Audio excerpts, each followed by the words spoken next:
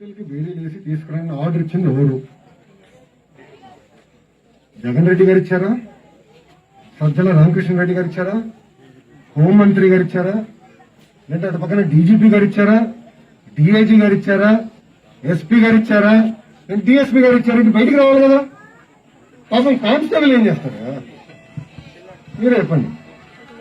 Constable గారు ఎందుకంటే నన్ను కూడా అమరావతి ఉద్యమంలో పాల్గొన్నప్పుడు నన్ను మొదటిసారి నా జీతంలో పోలీస్ స్టేషన్కి వెళ్ళాను. అది అమరావతి ఉద్యమంతో.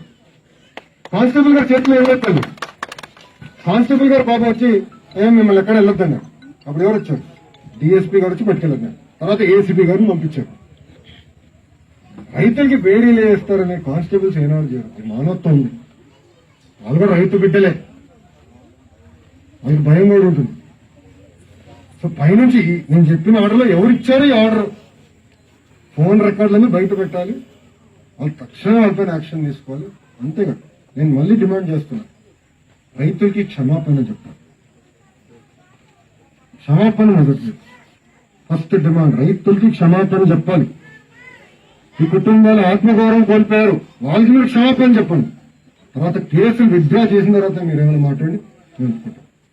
అంతేగాని మళ్ళీ రైతులను అవమానించే విధంగా మారితే మటుకు చాలా తీవ్రమైన పరిణామాలు ఉండబోతాయి.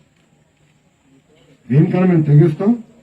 ఈ ప్రభుత్వాన్ని కూడా ముందుకెళ్లే పరిస్థితి ఉండదని కూడా హెచ్చరిస్తాం.